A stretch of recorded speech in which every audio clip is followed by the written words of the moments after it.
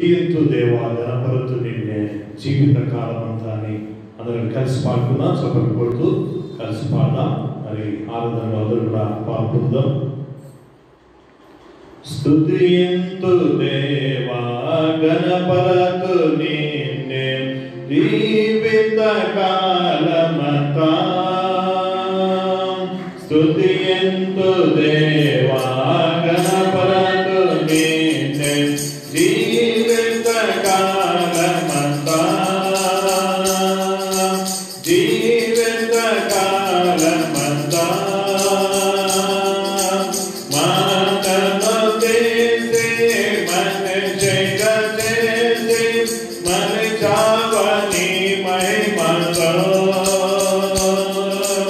మరచాను ప్రభువా మధుర సువార్తలు మన్నించి మమ్మెలుమా.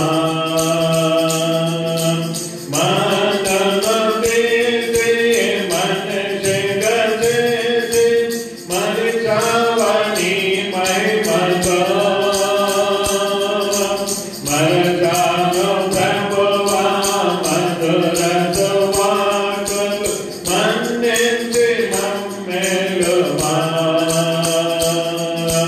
స్తుతియంతు దేవా గణపరతు నిన్నే జీవిత కాలమంతా.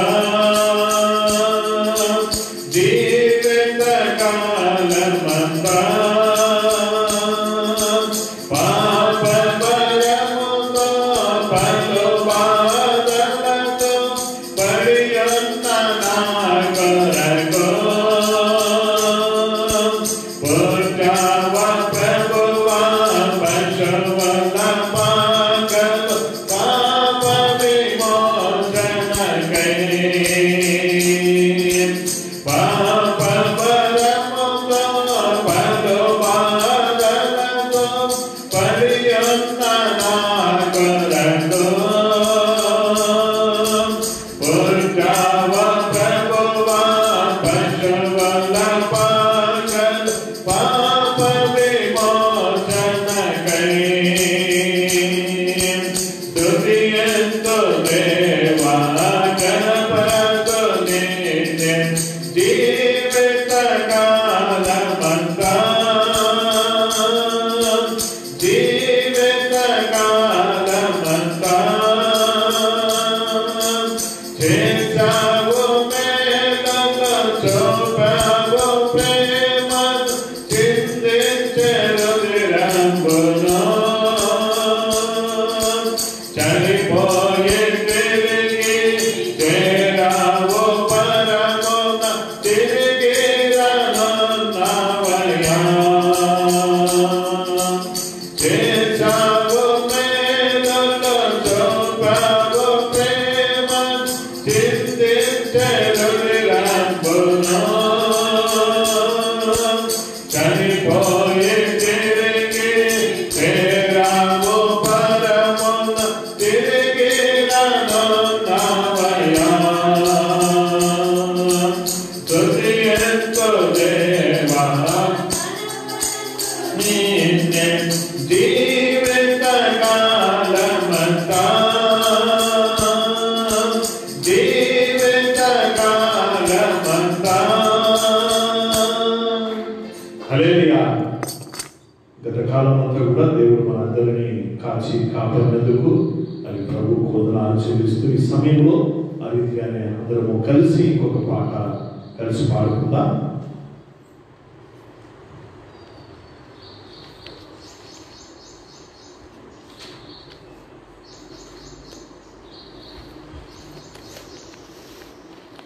అందరము కలిసి పాడుకోవడానికి 56వ పాట అందరం కలిసి పాడుకుందాం. అందరికి వచ్చే పాట స్తోత్రం చెల్లిద్దుము, స్తుతి స్తోత్రం చెల్లిద్దుము యేసు నాథుని మేలుడు తలంచి. నిజముగా దేవుడు మనకెన్నో మేలు చేసి గత కాలం అంతా కూడా కాపాడినందుకు ప్రభువు వందనాలు చెల్లిస్తూ అందరము కలిసి ధ్యానపూర్వకంగా కలిసి పాడుకుందాం. స్తోత్రం చెల్లిద్దుము, స్తుతి స్తోత్రం చెల్లిద్దుము యేసు నాథుని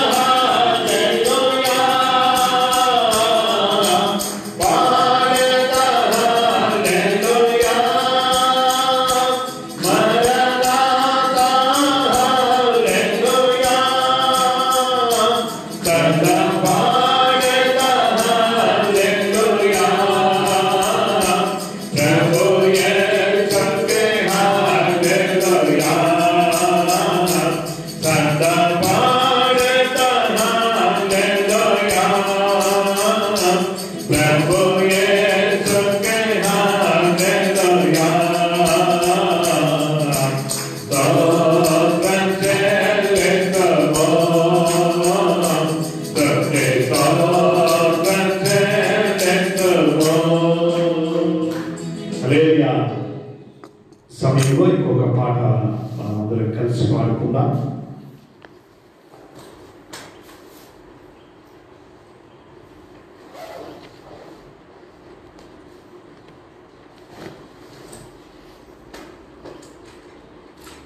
ఏమైనా చార్జ్ చెప్తారా?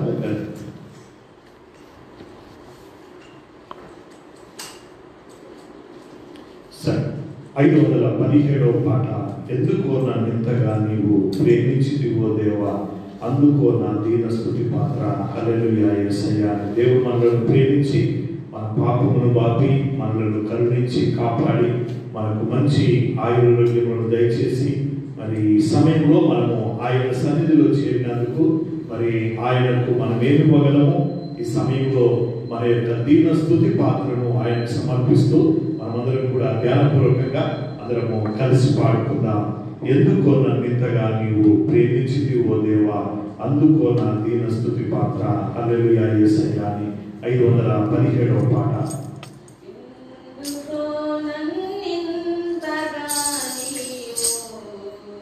ప్రేమించితివో దేవా, అందుకో నా దీన స్తుతి పాత్ర. హల్లెలూయా యేసయ్యా, హల్లెలూయా యేసయ్యా.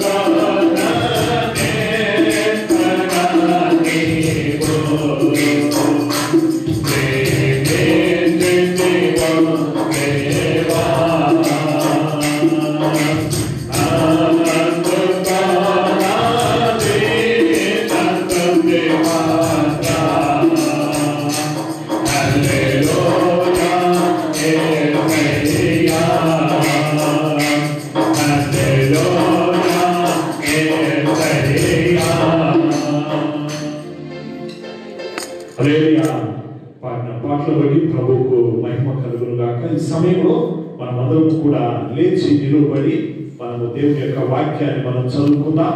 మనమందరం కూడా ప్రతి వారము మరి చదువుకునే వాక్య భాగం ఈ సమయంలో అందరం కూడా లేచి నిలబడి నిర్గమకాండము 12వ అధ్యాయములో నుండి మొదటి 20 వచనాలను అందరము కలిసి చదువుకోవడానికి ప్రయత్నం చేద్దాం.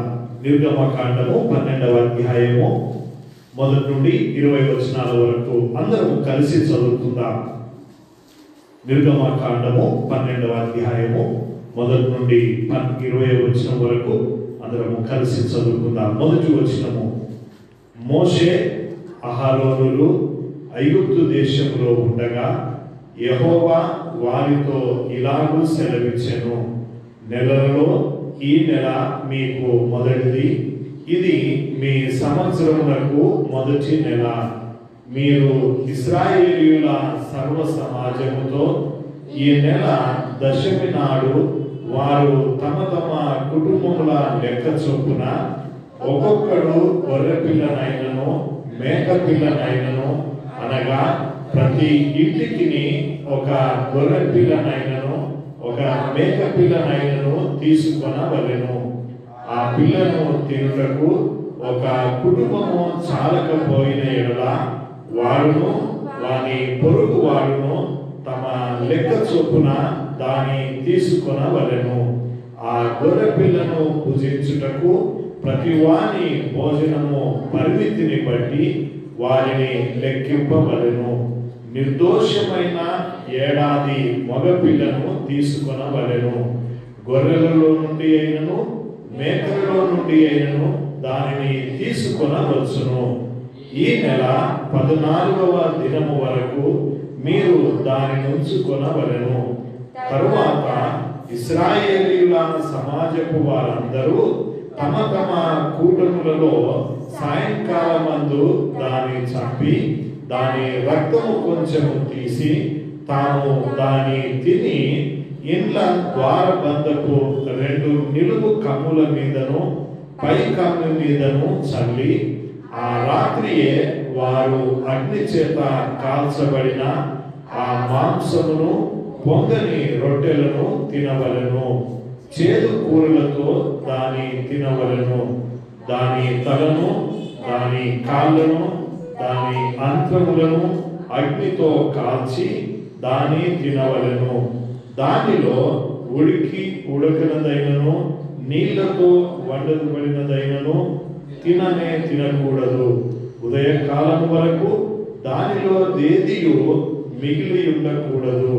ఉదయకాలము వరకు దానిలో మిగిలినది అగ్నితో కాల్చివేయవలెను. 11వ వచనం, మీరు దానిని తినవలసిన విధమేదనగా మీ నడుము కట్టుకొని మీ చెప్పులు తొడుగుకొని మీ కర్రలు చేత పట్టుకొని త్వరపడుచు దాన్ని తినవలెను. అది యెహోవాకు పస్కా బలి. ఆ రాత్రి నేను ఐగుప్తు దేశమందు సంచరించి ఐగుప్తు దేశమందలి మనుష్యులలోనే గాని జంతువులలోనే గాని తొలి సంతతి అంతయు హతము చేసి ఐగుప్తు దేవతలందరికీ తీర్పు తీర్చెదను. నేను యెహోవాను. మీరున్న ఇండ్ల మీద ఆ రక్తము మీకు గుర్తుగా ఉండును. నేను ఆ రక్తమును చూచి మిమ్మును నశింపచేయక దాటిపోయేదను. నేను ఐగుప్తు దేశమును పాడు చేయుచుండగా మిమ్ము సంహరించుటకు తెగులు మీ మీదికి రాదు. 14వ వచనము, కాబట్టి ఈ దినము మీకు జ్ఞాపకార్థమైన దగును. మీరు యెహోవాకు పండుగగా దానిని ఆచరింపవలెను. తరతరములకు నిత్యమైన కట్టడగా దానిని ఆచరింపవలెను. 7 దినములు పులియని రొట్టెలను తినవలెను. మొదటి దినమున మీ ఇళ్లలో నుండి పొంగినది పారవేయవలెను. మొదటి దినమున మొదలుకొని 7వ దినము వరకు పులిసిన దానిని తిను ప్రతి మనుష్యుడు ఇశ్రాయేలీయులలో నుండి కొట్టివేయబడును. ఆ మొదటి దినమున మీరు పరిశుద్ధ సంఘముగాను 7వ దినమున పరిశుద్ధ సంఘముగాను కూడుకొనవలెను. ఆ దినముల యందు ప్రతివాడు తినవలసినది మాత్రమే మీరు సిద్ధపరచవచ్చును. అదియు గాక మరి ఏ పనియు చేయకూడదు. 17వ వచనం, పులియని రొట్టెల పండుగను మీరు ఆచరింపవలెను. ఈ దినమందే నేను మీ సమూహములను ఐగుప్తు దేశములో నుండి వెలుపలికి రప్పించి తిని గనక మీరు మీ తరములన్నిటిలో ఈ దినమును ఆచరింపవలెను. ఇది మీకు నిత్యమైన కట్టడగా ఉండును. మొదటి నెల 14వ దినమున సాయంకాలము మొదలుకొని ఆ నెల 21వ దినము సాయంకాలము వరకు మీరు పులియని రొట్టెలను తినవలెను. 7 దినములు మీ ఇండ్లలో పొంగినదేదియును ఉండకూడదు. పులిసిన దానిని తినవాడే అన్యుడు గాని దేశములో పుట్టినవాడే గాని ఇశ్రాయేలీయుల సమాజంలో నుండక కొట్టివేయబడును. 20వ వచనం అందరూ కలిసి చదువుకుందాం. మీరు పులిసినదేదియు తినక మీ నివాసములన్నిటిలోనూ పులియని వాటినే తినవలెనని చెప్పుమనెను. చదివిన వాక్యాన్ని దేవుడు మన వినికిలో దీవించి ఆశీర్వదించిన గాక. ప్రార్థన చేసుకుందాం. చిన్న ప్రార్థన అందరూ కూడా త్వరలో వచ్చి కళ్ళు మూసుకుందాం. ప్రార్థన స్టీవెన్ ముందుకు వచ్చి చిన్న ప్రార్థన చేస్తాడు. అందరూ కూడా త్వరలో వచ్చి కళ్ళు మూసుకుందాం. ప్రార్థన.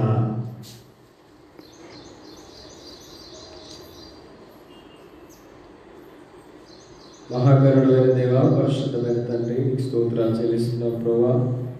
తండ్రి, గడిచిన కాలం అంతా ప్రభా మీరు కింద కాచి కాపాడి ఇంతవరకు ప్రభా మీ ప్రేమ ద్వారా మీ కృప ద్వారా మరో నూతన దినానికి ప్రభా నూతన నెలకు ప్రభా మాకు ఇచ్చినందుకు నీకు స్తోత్రాలు చెల్లిస్తున్నాం. అనేకులు ప్రభా మరణించినప్పటికీ అనారోగ్యంతో ఉన్నప్పటికీ ప్రభా ఇంతవరకు ప్రభా మీరు కాచి కాపాడినందుకు నీకు స్తోత్రాలు చెల్లిస్తున్నాం ప్రభా. ఈ దినాన ఇంతవరకు ప్రభా పాటల ద్వారా నీ నామాన్ని స్తుతించాం ప్రభా. ఇంతవరకు ప్రభా నీ యొక్క వాక్యాన్ని చదివినాం ప్రభా. దాన్ని బట్టి ప్రభా మేము ఏం నేర్చుకోవాలో ప్రభా నేర్పించమని ప్రార్థిస్తున్నాం ప్రభా. ఇంకా ప్రభా వచ్చిన ప్రతి ఒక్కరిని కూడా మీరు దీవించి ఆశీర్వదించండి. ఇంకా ప్రభా కావాల్సిన వర్తమానాన్ని మాకు దయచేయండి ప్రభా. ప్రతి విషయంలో మీరే తోడు ఉండమని యేసు పరిశుద్ధ నామాన్ని అడిగినాం తండ్రి. ఆమేన్. దయచేసి అందరూ కూర్చుందాం. సమయంలో మరి దున్ని పైకి రండి, పైకి రండి, కొంచెం విడివిడిగా కూర్చోండి.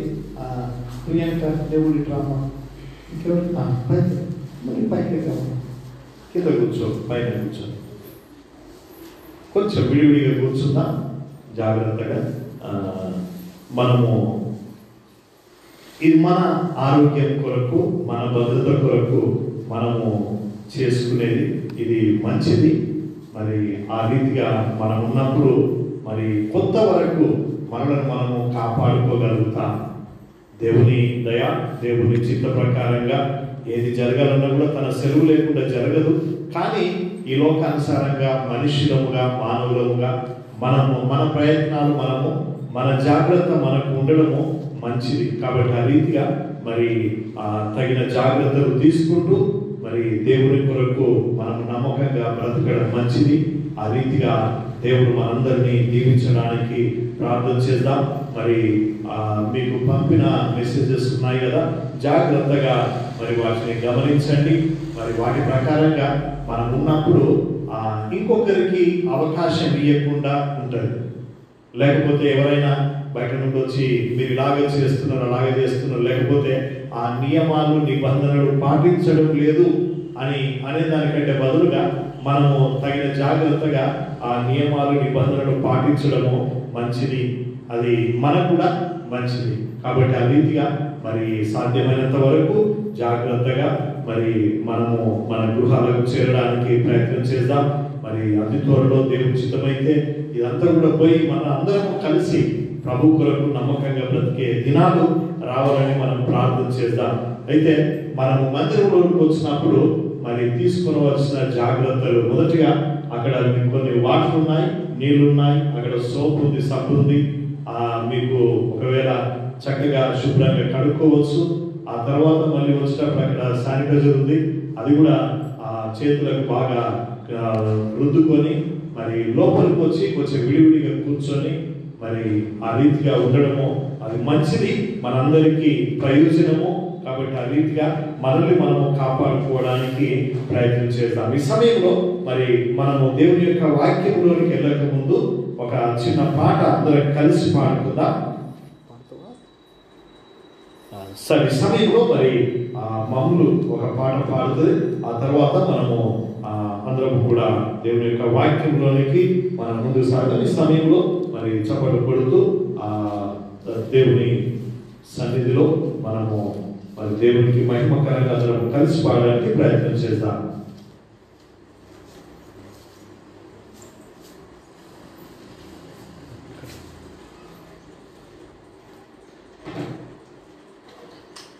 భేదం ఏమీ లేదు, అందరూ పాపం చేసి ఉన్నారు. దేవాది దేవుడు ఇచ్చే ఉన్నత మహిమను పోగొట్టుకున్నారు. భేదం ఏమీ లేదు, అందరూ పాపం చేసి ఉన్నారు. దేవాది దేవుడు ఇచ్చే ఉన్నత మహిమను పోగొట్టుకున్నారు. ఏ కులమైన మతమైన జాతైన ఆనందైన దేవుని దృష్టిలో అందరూ పాపులే. ఏ కులమైన మతమైన జాతైన ఆనందైన దేవుని దృష్టిలో అందరూ పాపులే. భేదం ఏమీ లేదు, అందరూ పాపం చేసి ఉన్నారు. దేవాది దేవుడు ఇచ్చే ఉన్నత మహిమను పోగొట్టుకున్నారు. ఆస్తిపాస్తులు ఎన్నున్నా నిత్య రాజ్యం నీకివ్వవు.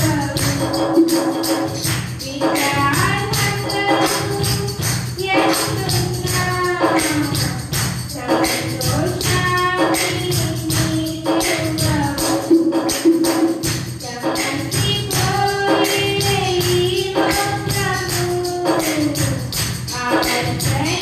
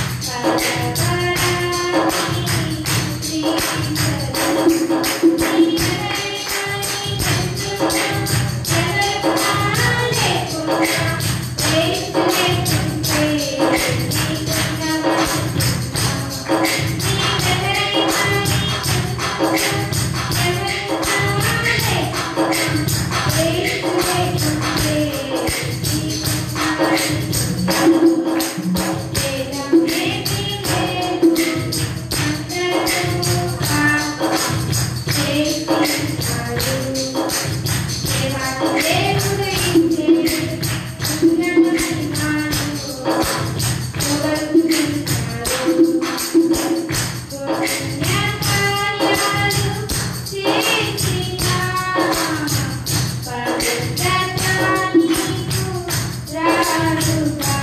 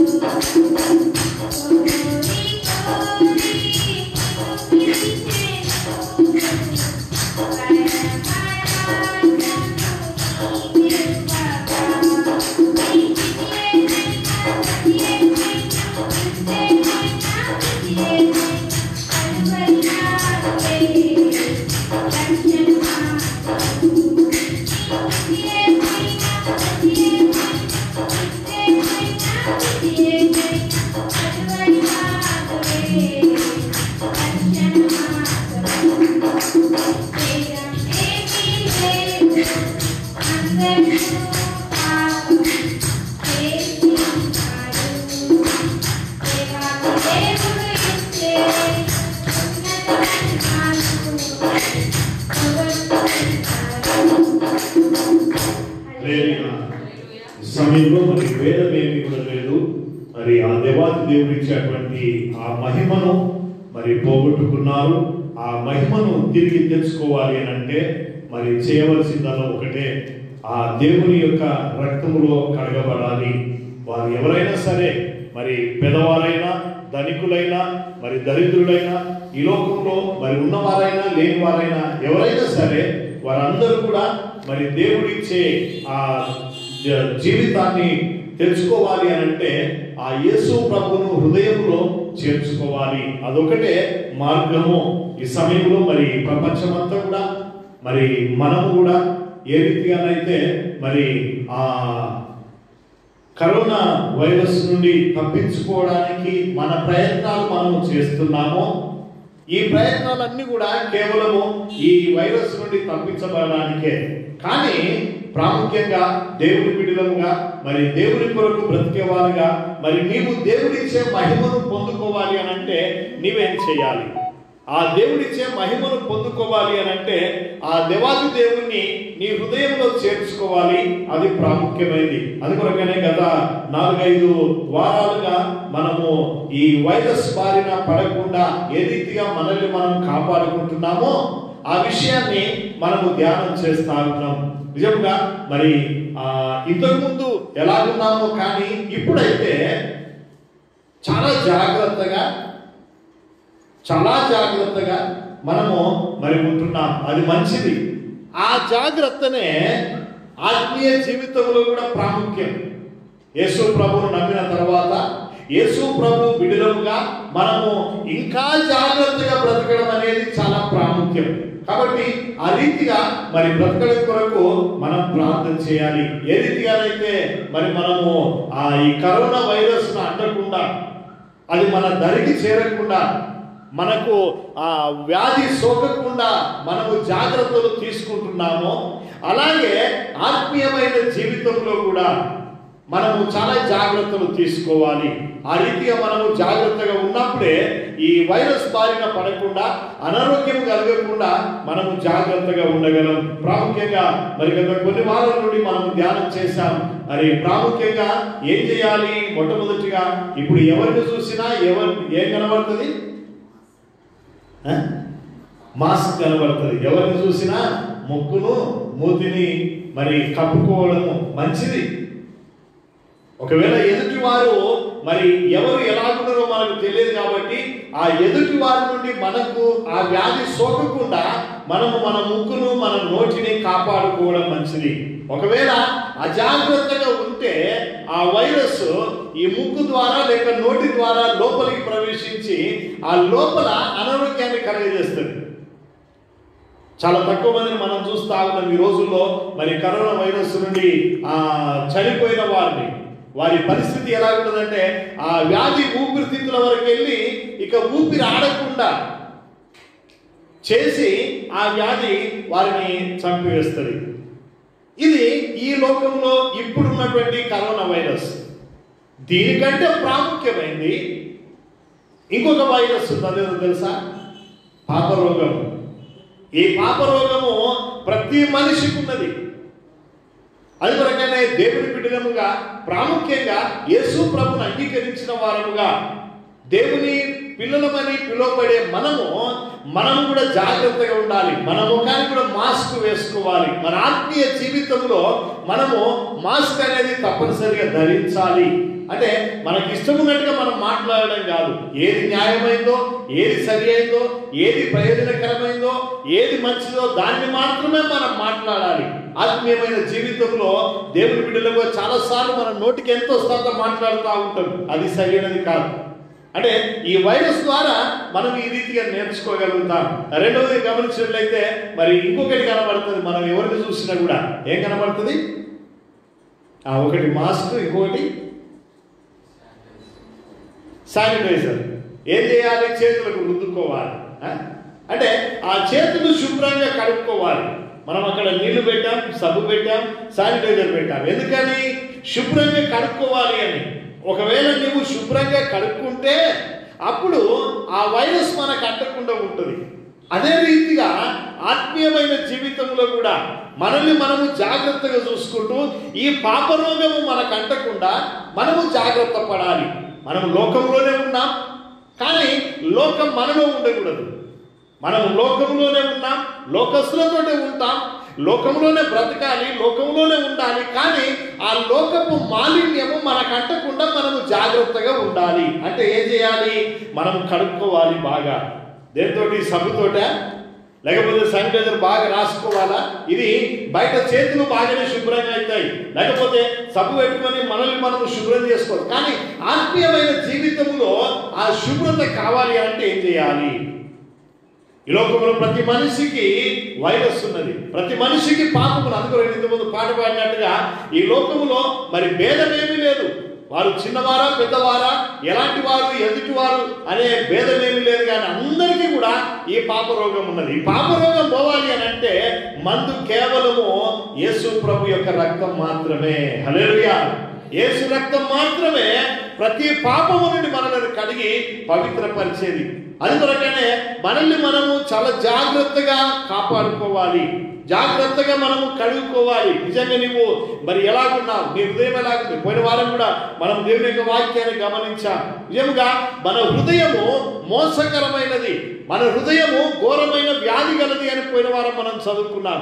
నిజంగానే అలాంటి మోసకరమైనటువంటి వ్యాధి నుండి, ఆ ఘోరమైనటువంటి వ్యాధి నుండి మనల్ని మనము శుభ్రంగా కడుక్కోవడానికి ఏం కావాలి? సబ్బులు పనికిరాదు, లేకపోతే ఇంకా ఏది కూడా అక్కడికి రాదు. కానీ మరి సమయంలో అక్కడికి వచ్చేది ఏంటి అని అంటే కేవలము యేసు మాత్రమే. ఆ యేసు ప్రభు నీ కొరకు నా కొరకు నిన్ను నన్ను ప్రేమించి ఆయన ఈ లోకానికి వచ్చి ఆ కలువరి సిలువలో ఆయన కార్చిన రక్తమే మనల్ని శుద్ధీకరించేది. ఆ రక్తంతో నీవు కడగబడితే ఇక పాప రోగము నీకు అంటదు.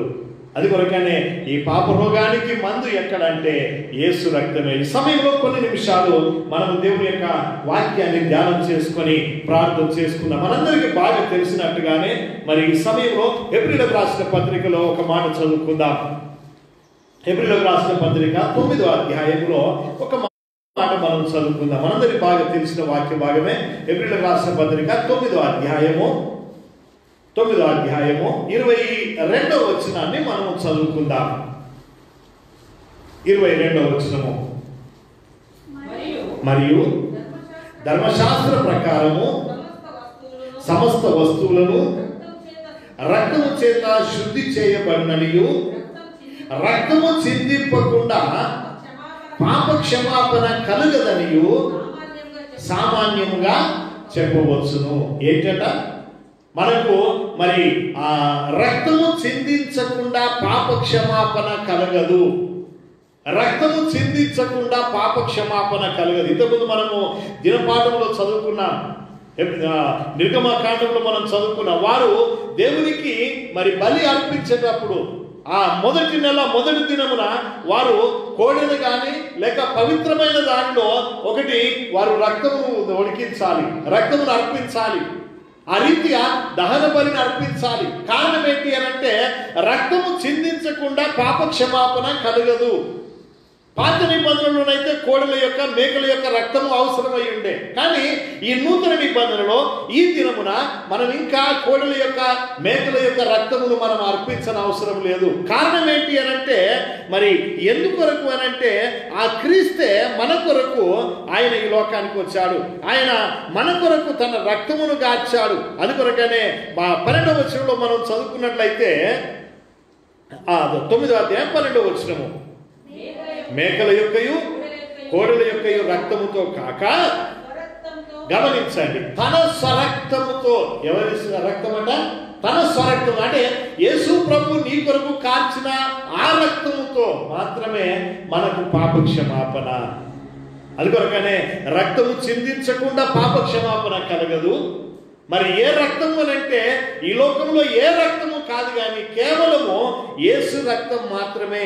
అందుకొరకనే 12వ వచనంలో అంటాడు, తన స్వరక్తముతో ఒక్కసారే పరిశుద్ధ స్థలములో ప్రవేశించెను అని అంటాడు. గమనించండి, తన రక్తంతో కడగబడాలి, యేసు రక్తముతో కడగబడాలి.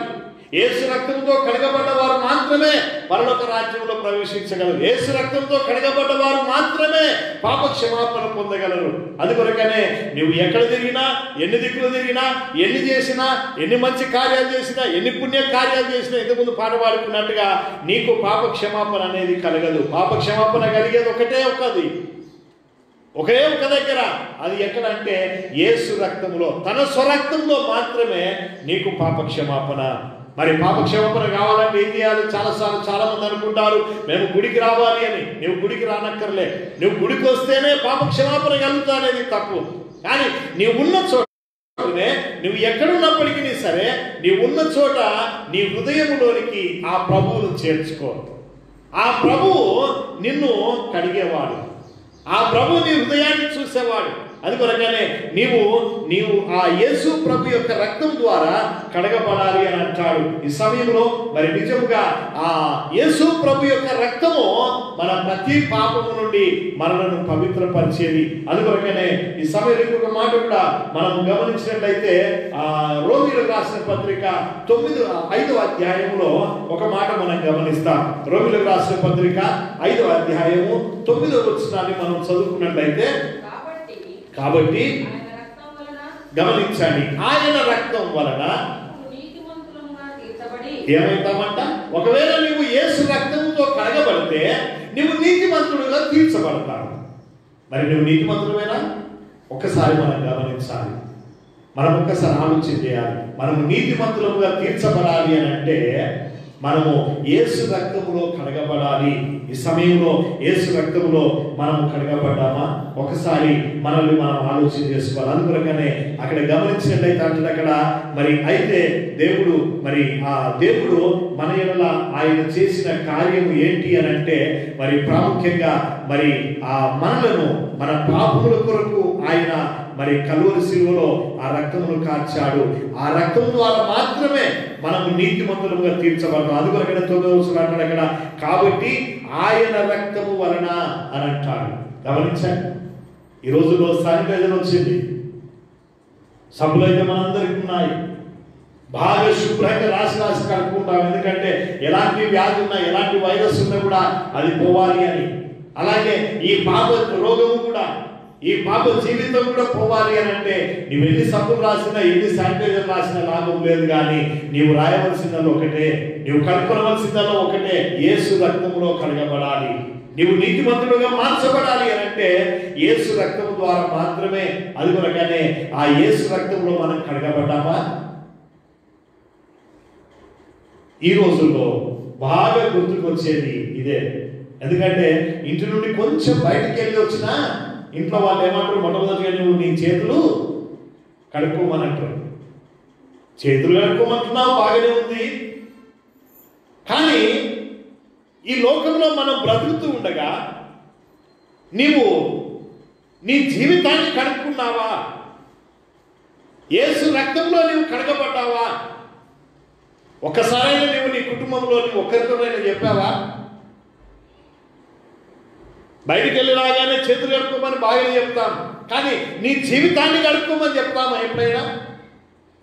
నీ జీవితాన్ని నువ్వు కడుక్కున్నావా? ఎక్కడ కడగాలి? కేవలము యేసు రక్తములోనే. అందుకొరకనే ఆ యేసును అడగాలి మనము.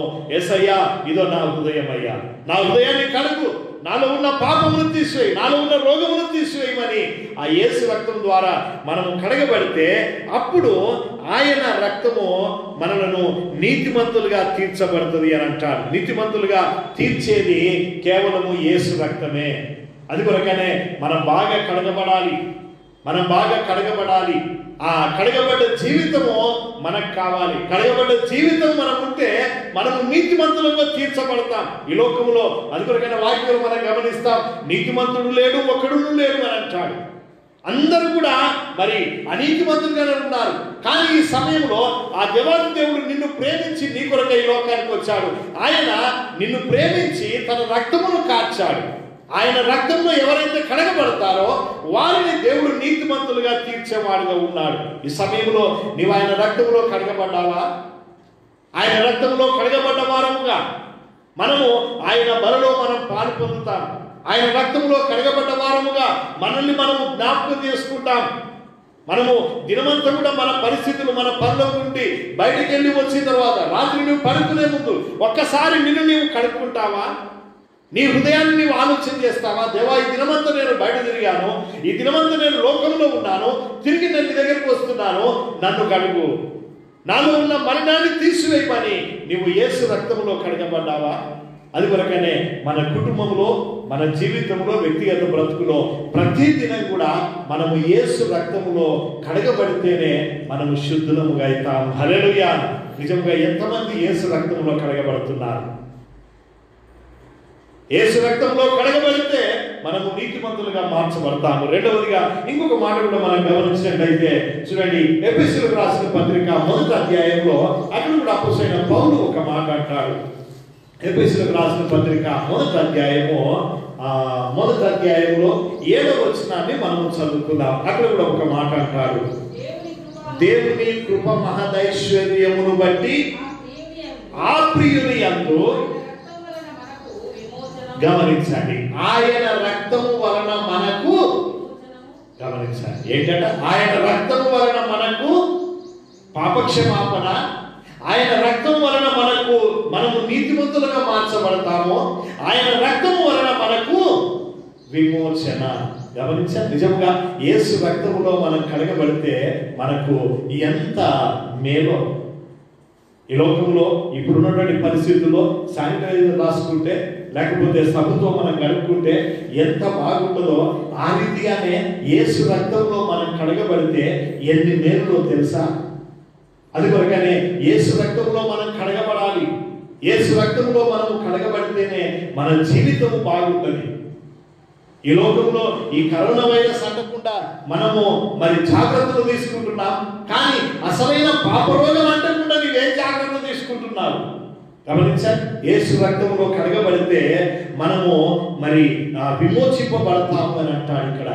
ఆ ప్రియుని యందు, ఆయన మన ప్రియుడు, మరి ఆయన ఆ ప్రియుని యందు ఆయన రక్తము వలన మనకు విమోచనము. గమనించండి, ఆయన రక్తముతో కడగబడితేనే విమోచన. లేదు నేను ఊరికే దేవుని మందిరానికి వచ్చి వెళుతాను అని అంటే లాభం లేదు, లేకపోతే ఊరికే నేను ఏదో కానుక వేసిపోతాను అని అంటే లాభం లేదు, లేకపోతే ఊరికే నేను ఆ క్రైస్తవ పేరు పెట్టుకున్నాను అని అంటే లాభం లేదు. కానీ కావలసింది ఏంటి అని అంటే దేవుని బిడ్డలముగా, దేవుని రక్తముతో కడగబడ్డ వారముగా మనం ఉండాలి అని అంటాడు. అందుకొరకనే రక్తములో కడగబడాలి. నువ్వు ఎన్నిసార్లు చేతులు కడుక్కుంటున్నావో నాకు తెలియదు, కానీ నువ్వెన్నిసార్లు నీ హృదయాన్ని కడుక్కుంటున్నావు? ఈ దినం ఒక ప్రశ్న. నువ్వు బయటకు వెళ్ళి వచ్చినప్పుడల్లా చేతులు శుభ్రంగా కడుక్కుంటున్నావు, మంచిది, కడుక్కోవాలి, అవసరమైతే ఇంకొకసారి కూడా కడుగు. కానీ అదే రీతిగా ఆత్మీయమైన జీవితంలో నీవు నీ హృదయాన్ని కడుక్కునే జీవితం ఉన్నదా? ఈ సమయంలో ఒక్కసారి మనం ఆలోచన చేద్దాం. ఎన్ని రోజులైంది నీ హృదయాన్ని కడుక్కోక? ఎన్ని రోజులైంది నువ్వు ప్రభు రక్తంలో కడగబడక? అందుకొరకనే ప్రభు రక్తంలో మనం కడగబడితే మనకు పాప క్షమాపణ, ప్రభు రక్తంలో మనం కడగబడితే మనము నీతిమంతులుగా మార్చబడతాం, ప్రభు రక్తంలో మనం కడగబడితే మనకు విమోచన, ప్రభు రక్తంలో మనం కడగబడితే మనకు ఏం జరుగుతుందో ఇంకొక మాట కూడా మనం చదువుకున్నాం. చూడండి, ఆ ప్రకటన గ్రంథంలో ఒక మాట అంటాడు. ప్రకటన గ్రంథము 1వ అధ్యాయంలో ఒక మాట అంటాడు. అక్కడ అపోస్తలుడైన యోహాను రాసిన ప్రకటన గ్రంథము 1వ అధ్యాయము 6వ వచనాన్ని మనం చదువుకుందాం. 6వ వచనము, ప్రకటన 1వ అధ్యాయం 6వ వచనం. మనలను ప్రేమించుచు తన రక్తము వలన మన పాపముల నుండి మనలను విడిపించిన వానికి మహిమయు ప్రభావమును యుగ యుగములకు కలుగును గాక. ఆమేన్, ఆమేన్, ఆమేన్ అని చెప్తాం అందరం కూడా. ఆమేన్. గమనించండి, ఏంటంటే ఆయన రక్తంలో కడగబడితే ఆయనకు మహిమ. మనము శుద్ధీకరించబడతాం, మనము పవిత్రపరచబడతాం. మనము ఎప్పుడైతే పవిత్రపరచబడ్డామో, మనము పవిత్రపరచబడితే ఆయనకు మహిమ. గమనించండి, దేవునికి మహిమ కలగాలి అని అంటే ఈ లోకంలో ప్రతి వారు కూడా యేసు రక్తములో కడగబడాలి. దేవునికి మహిమ కలగాలి అని అంటే ఈ లోకంలో ఉన్న ప్రతి మనిషి కూడా యేసు రక్తంలో కడగబడాలి. వారు ఎవరైనా సరే, ఏ కులం వారైనా, ఏ మతం వారైనా, వారు ఎలాంటి వారైనా సరే, చిన్నలు కానీ పెద్దలు కానీ, ఎలాంటి పరిస్థితుల్లో ఉన్నా సరే, ప్రతి వారు కూడా యేసు రక్తంలో కడగబడితేనే దేవునికి మహిమ. కారణం ఏంటంటే దేవుడు లోకమును ఎంతో ప్రేమించాడు. ఆయన మనలను ప్రేమించి మన కొరకై ఆయన పరమును విడిచిపెట్టుకునే భాగ్యమని ఎంచుకోలేదు, కానీ తను తాను రిక్తునిగా చేసుకొని ఈ లోకానికి వచ్చాడు. ఎందుకొరకని? నిన్ను ప్రేమించి నీ కొరకు రక్తమును దాచాడు. మరి నీవు ఆయన రక్తంలో కడగబడకపోతే లాభం ఏంటి? నీవు ఆయన రక్తంలో కడగబడక ఆయన వలె నీవు మార్పు చెందకపోతే ప్రయోజనం ఏంటి? అది కొరకనే ఈనాడు కరోనా వైరస్ సోకి అనేక మంది ప్రాణాలు ఎలాగైతే పోతున్నాయో, అలాగే పాపరోగము సోకి యేసు రక్తంలో కడగబడక పాపంలో పడి చనిపోయే వారు చాలా మంది ఉన్నారు. ఈ దినాన ఆ పాపరోగము నుండి నువ్వు తప్పించబడతావా? తప్పించబడాలి అంటే ఒకటే, నువ్వేం చేయాలి? యేసు రక్తములో కడగబడాలి. నేను ఎప్పుడో కడగబడ్డానండి, నేను 10 సంవత్సరాలు అయింది, 5 సంవత్సరాలు అయింది, నేను ఎప్పుడో యేసు రక్తంలో కడగబడ్డాను అని అంటే మంచిదే, సంతోషం. కానీ ఏం చేయాలి? మళ్ళీ మళ్ళీ మళ్ళీ మళ్ళీ మళ్ళీ మనల్ని మనం శుద్ధీకరించుకుంటూ ఉండాలి. ప్రతి దినము మనము యేసు రక్తంలో కడగబడుతూ ఉండాలి. మనలో ఉన్న మలినాన్ని తీసివేసుకుంటూ ఉండాలి. ప్రతిసారి నువ్వు ప్రార్థించాలి, ప్రభువా ఇదో నాకు తెలిసి తెలియక ఏదైనా నేను తప్పు చేసినట్లయితే నన్ను క్షమించు, నన్ను క్షమించు, నీ రక్తంతో నన్ను కడుగు, నన్ను పవిత్రపరచు, నన్ను శుద్ధీకరించు, నేను నీ వలె పరిశుద్ధమైన జీవితం జీవించడానికి నాకు సహాయం చేయమని మనం ప్రభువుని అడగాలి. అది ప్రాముఖ్యమైనది. అది కొరకనే మనం కడగబడ్డా మంచిదే, కానీ మళ్ళీ మళ్ళీ మనం కడుక్కుంటే మనకు ఆ పాపరోగం మనకు అంటకుండా మనము జాగ్రత్త పడగలం. ఆ రీతిగా మనము జాగ్రత్త పడితే ఏం కలుగుతుందట? దేవునికి మహిమ కలుగుతుంది అని అంటాడు. అక్కడ గమనించిన 6వ వచనంలో ఆయన మనలను ప్రేమించు తన రక్తం వలన మన పాపముల నుండి మనలను విడిపించిన వానికి అని అంటాడు. విడిపించిన వానికి అన్న దగ్గర అక్కడ ఫుట్ నోట్ చూడండి, 4 అని. ఆ కింద ఏమన్నది? అనేక ప్రాచీన ప్రతులలో కడిగిన వానికి అన్నది. గమనించండి, మన పాపములను కడిగిన వానికి మహిమ ప్రభావములను యుగ యుగములు కలుగునుగాక అని అంటారు. నిజంగా మన పాపములను యేసు కడిగాడు. ఆయన మన కొరకు రక్తమును కాచాడు. మరి ఆయనకి ఇచ్చేది ఏంటిది? ఈ సమయంలో నీవు కడగబడితే, నీవు శుద్ధీకరించబడితే, నీవు పవిత్రంగా జీవిస్తే ఆయనకు మహిమ. అందుకొరకనే దేవుని బిడ్డలముగా, యేసు ప్రభు నమ్మిన వారముగా, యేసు బిడ్డలముగా మనము ఆయనకు మహిమ తెచ్చే వారంగా ఉండాలి తప్ప రోగమును అంటించుకునే వారంగా కాదు, మనం పాపమును అంటించుకునే వారంగా కాదు మనం. అది కొరకనే మనము ఎప్పటికీలాగే దేవుని మందిరంలో ఉంటే ఎంత బాగుందో అనుకుంటారు కదా. నేను కూడా కొత్త యేసు ప్రభు నమ్ముకున్నప్పుడు అనుకున్నా, అబ్బా ఆరాధన అయిపోగానే మళ్ళీ లోకంలోకి వెళ్ళాలా, లోకంలోకి వెళ్తే మళ్ళీ అన్ని కూడా మోసాలు, అన్ని రకాల పరిస్థితులు లోకంలో ఉంటాయి, ఇలాగే ఉంటే ఎంత బాగుంటుందో అనుకున్నాను. కానీ అది కాదు. దేవుని సిద్ధం ఏంటి? మనం లోకంలోకి వెళ్ళాలి, లోకంలో మనం ఉండాలి, కానీ లోకం మనకు అంటకుండా జాగ్రత్తగా ఉండాలి. కొన్ని రోజులు లాక్డౌన్ పెట్టారు. ఎందుకని? ఆ వైరస్ ఒకరికి అంటకుండా. ఆ తర్వాత కొన్ని రోజులకు మళ్ళీ గవర్నమెంట్ వారు ఏం చెప్పారు? మీరు ఆ వైరస్తో సహజీవనం చేయాలి అని చెప్పారు. అంటే మీరు మీ పనులు చేసుకోవాలి, కానీ మీరు జాగ్రత్తగా ఉండాలి. ఎలా ఉండాలి? ఆ వైరస్ మీకు అంటకుండా ఉండాలి అని అన్నారు. అలాగే ఇప్పుడు మనం కూడా మనం దేవుని మందిరంలోనే ఉండడం కాదు, దేవుని మందిరం నుండి మనం బయటకు వెళ్ళాలి, కానీ మనం లోకంలోనికి వెళ్ళాలి, కానీ లోకం మనకు అంటకుండా మనం ఉండాలి. పోయిన వారం నేను చెప్పాను, ఏ పురుగంట? ఒక పురుగు ఉన్నది, కుమ్మరి పురుగు. కుమ్మరి పురుగు ఎక్కడ ఉంటుంది? ఎక్కడ ఉంటుంది కుమ్మరి పురుగు? అమ్మా, మట్టిలోనే ఉంటుంది కుమ్మరి పురుగు. కానీ కుమ్మరి పురుగు చూడండి, దానికి ఏమైనా మట్టి అంటుందా? అంటది. అలాగే మనము దేవుని బిడ్డలము, యేసు రక్తములో కడగబడిన వారము, యేసు పిల్లలం మనము, యేసు వలె పరిశుద్ధంగా జీవించే వారము, మనల్ని మనం కడుక్కునే వారము, మనము యేసు రక్తంలో కడగబడిన వారముగా మనము లోకములో ఉండాలి. కానీ ఎలా ఉండాలి? యేసు వలె మనం ఉండాలి. హల్లెలూయా! ఏ పాపం కూడా మనకు అంటకూడదు, ఏ మలినం కూడా మనకు అంటకూడదు. లోక మాలిన్యత మనకు అంటకుండా మనల్ని మనము యేసు రక్తంలో కడుక్కుంటూ ఉండాలి. అలాగే ఉండాలి అంటే ఏం చేయాలి? కీర్తనలు 1వ అధ్యాయంలో మనకు తెలుసు, దుష్టుల ఆలోచన చొప్పున మనం నడవద్దు, పాపుల మార్గమున మనం నిలవద్దు, అపహాసకులు కూర్చుండి చోట మనం కూర్చోకుండా యెహోవా ధర్మశాస్త్రమందు మనము దివారాత్రులు ధ్యానించుతూ దానిని మనము చదివినప్పుడు మనము ధన్యులమైతాము. అది ఆ ధన్యత నీకు కావాలి అని అంటే యేసు రక్తంతో నీవు కడగబడి యేసు కొరకు నమ్మకంగా జీవించాలి. అలాంటి జీవితంలో మనం ముందుకు సాగుదామా? అలాంటి బ్రతుకు నీకున్నదా? ఒక్కసారి మనల్ని మనం ఆలోచన చేద్దాం. నీ కుటుంబంలో ఎంతమందికి వైరస్ అంటకుండా జాగ్రత్త తీసుకుంటున్నావు? మరి అలాగే ఈ పాపరోగం ఇవ్వడానికి నువ్వేమైనా జాగ్రత్త తీసుకుంటున్నావా? ఏం చేయాలి? నేను సాయంత్రం నేను ఒకరి ఇంటికి వెళ్ళాను. దాదాపు ఎవరింటికి వెళ్ళట్లేదు, ఎవరైతే రమ్మని అడుగుతున్నారో వారింటికి వెళ్తున్నాను. ఎందుకంటే ముందు జాగ్రత్తగా వెళ్ళగానే బకెట్ పెట్టారు, సబ్బు పెట్టారు. చాలా సంతోషం. సబ్బు కడుక్కున్నాను.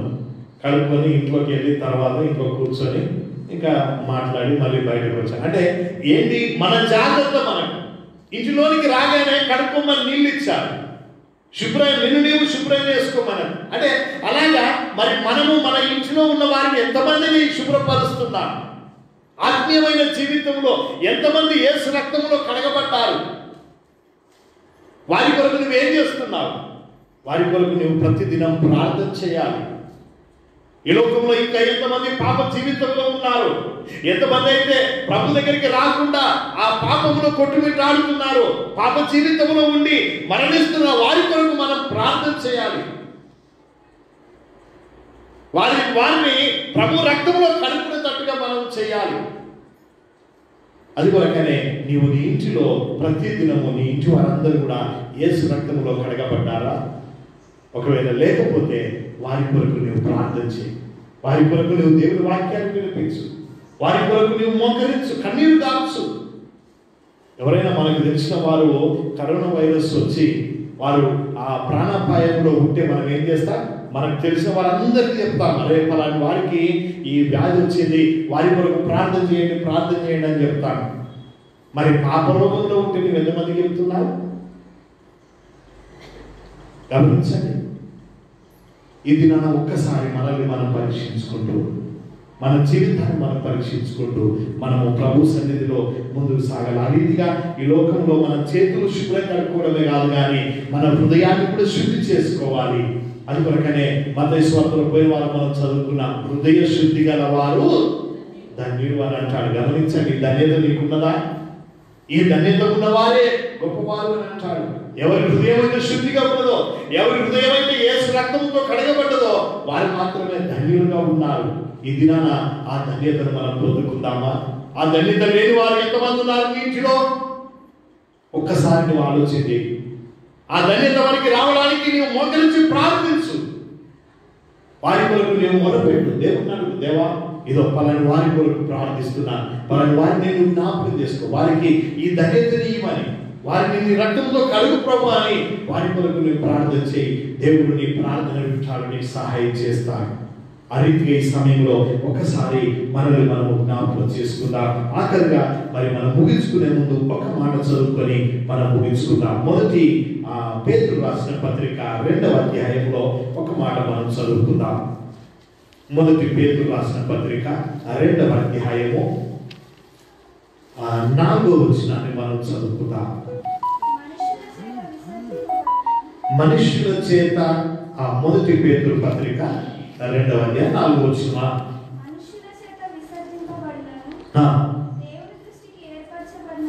గమనించండి, దేవుని దృష్టికి ఏర్పరచబడినది అమూల్యమును సజీవమునైన రాయిలకు ప్రభువునొద్దకు వచ్చిన వారై. గమనించండి, ఎవరి దగ్గరకు రావాలంట? ప్రభువునొద్దకు వచ్చిన వారై. ప్రభు దగ్గరకు రావాలి. అది కొరకనే ప్రభు దగ్గరకు వస్తే ప్రభు రక్తం ద్వారా మనం కడగబడతాం. ప్రభు మనల్ని శుద్ధీకరించేవాడు, ప్రభు మన పాప జీవితాన్ని తీసివేసేవాడు, ప్రభు మన యొక్క రోగ జీవితాన్ని తీసివేసేవాడు. అందుకొరకనే ప్రభు దగ్గరికి వచ్చి ప్రభు దగ్గర మనం ఉండాలి అని అంటాడు. గమనించండి, సజీవమైన రాయికు ప్రభు వద్దకు వచ్చిన వారై అని అంటాడు. ఎలాగనంట? ఆయన సజీవుడు కాబట్టి ఆ సజీవుడైన దేవుని యొద్దకు మనము రావాలి. ఆ దేవుని యొద్దకు నీవు వస్తున్నావా?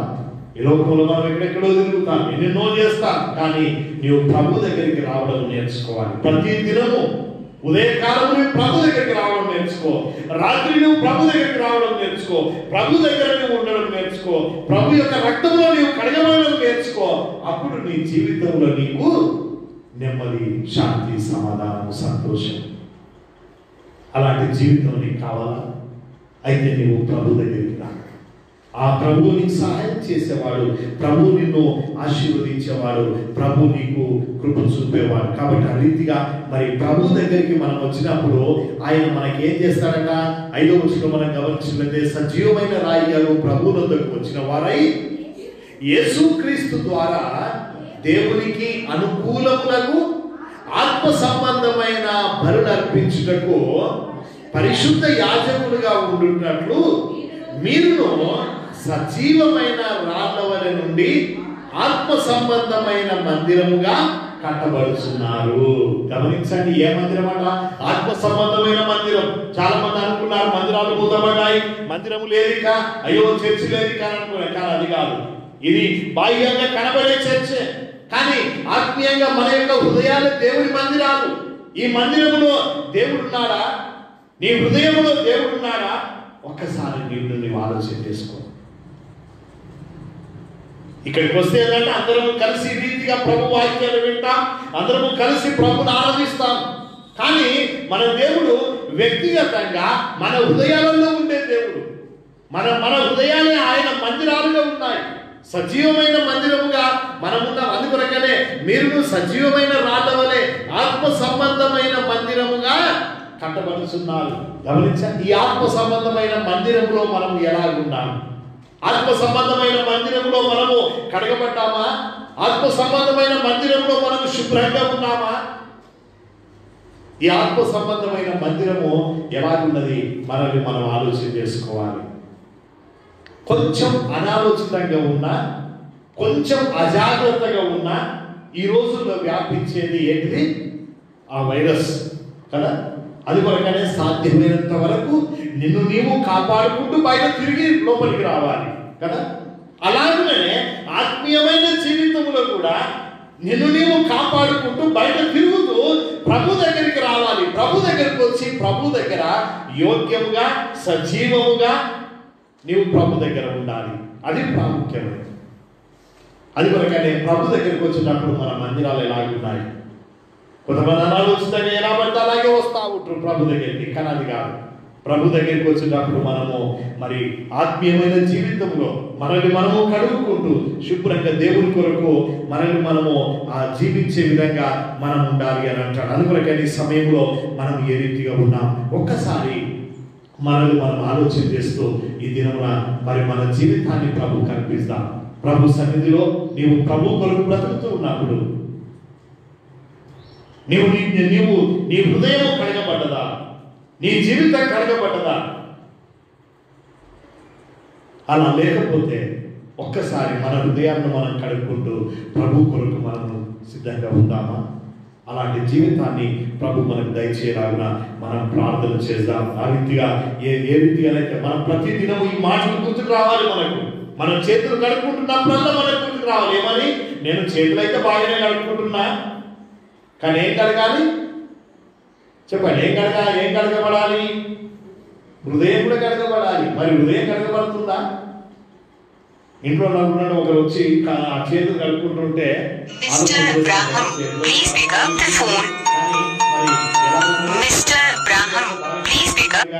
మరి చేయాలి.